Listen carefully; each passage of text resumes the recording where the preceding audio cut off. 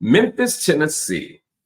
It's a city where most folks are Black, and the struggle with gun violence is real. And often, because the city is Black and gun violence is real, much of the country doesn't pay attention or they dismiss it as just something that them Black folk are up to. But it's something that we all need to be paying attention to around the country and maybe even around the world, because the city council wanted to give people a chance to vote on some new gun regulations. They were thinking about making people get permits to carry handguns, also banning AR-15 rifles and letting the cops take guns away from people who might hurt themselves or others. This seems like generally reasonable gun control measures. I have some, as an abolitionist, I'm not sure how much I want the police to be sort of intervening in that last part, but the idea of saying, look, you need a permit to carry a handgun. You can't, everybody just can't be walking around with weapons under their belly. We don't know who they are or why they have them. Saying you don't need an AR-15 seems reasonable, and saying that, people who might hurt themselves because of mental health issues or other documented reasons, maybe they shouldn't be walking around with guns. Make the streets safer, can make our community safer, especially in communities where gun violence hits the hardest. And again, that is us, Black folk. But here comes the drama, because it's always drama. Tennessee's Republican leaders, who aren't Black, they're mostly white, in control of the state, they say no to these reasonable gun measures. They literally told Memphis straight up, if y'all go ahead with this vote, we're cutting millions of dollars from the city. And of course, the city needs those millions of dollars to function. That's a real threat, especially when you think about how much money it takes to keep a city running. Memphis's mayor, Paul Young, who's trying to keep the peace, said, and I quote, guns pose a different risk for residents of Memphis than they do for some other municipalities. But we understand that we need to work with our state to determine a set of tools to restore peace in our community. He's basically saying Memphis is different and we got to figure out our own ways to be safe.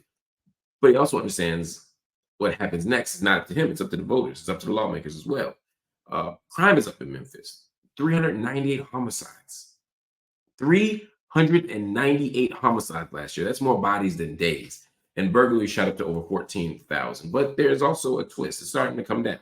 2024, crime is down. Violent crime is down by 5%. Fewer rapes, fewer murders, fewer robberies, fewer assaults. The city's making progress, but the state doesn't seem to trust Black leaders, shocker, in Memphis to handle their own business. The tension got even worse this year after the lawmakers they rolled back police reforms. They rolled back police reforms that were put in place after Tyree Nichols, a Black man, was killed by the law last year, killed by police. I'm saying, I didn't want to say pigs.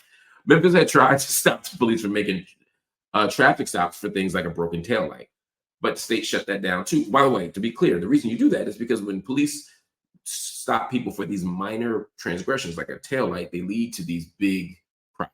One, they become what we call pretext stops, where you can find anybody who drives too fast, who drives too slow, who's not four car lengths away, who has a broken taillight. You can find the smallest thing and then use that as an excuse to harass people.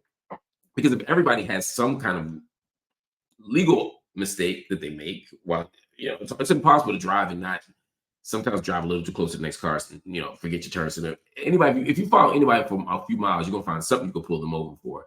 The problem is they don't pull everybody over; they pull Black folk over. So they were saying, let's roll that back. And Memphis state said, Tennessee, the state legislature said no. So Memphis keeps trying to impose measures to keep people safe and to keep people not harassed by police, and the Republicans keep saying no.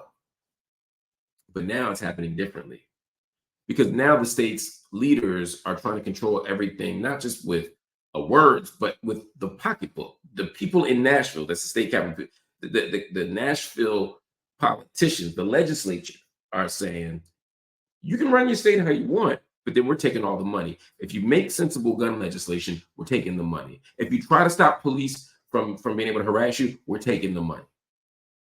So when we look at Memphis, Tennessee, we're seeing a microcosm of other things. You often will hear the Republicans say, those Democratic mayors in those Democratic cities, look at the city, they're screwed up. Or they'll say, look at those Black mayors in places like Chicago or Baltimore or Philadelphia. That's the reason why the cities look like that. And that's not true. Republican cities, Democratic cities, doesn't matter. Black folk, we're going to be screwed up as long as we're tied to this system that underdevelops our communities, that exploits our labor, that doesn't give us living wages, et cetera, et cetera, et cetera. But what you often see is exactly what's happening in Memphis right now, where it looks like Black people are screwing over the city. It looks like Black people are the problem. Black mayor, Black people, look at all the death. But when Black people try to impose any kind of self-determination, when we impose any kind of political will to say we're going to control our own destiny in ways that lead to better outcomes, what do? They say, well, we're taking all your money away. So then one of two things happen. We need the money for roads, for schools, for healthcare, for all these things. So we listen to the state capitol and we keep dying. Or we say, we'll do it on our own. And then they starve us. They take all the money out of the city coffers. And then it looks like we can't run a city because we can't balance the budget, when in fact, y'all took the budget. So this is the problem. It's a problem of Memphis, but it's really a problem around and really globally, because we see the same thing in African nations that get exploited and undermined by the World Bank, and exploited and undermined by the IMF, the International Monetary Fund. They get exploited by the United Nations. They get exploited by all these international bodies that never really allow Black people or brown people to control their own destinies. They just make it look that way so that we constantly look like we're not handling our business. All right.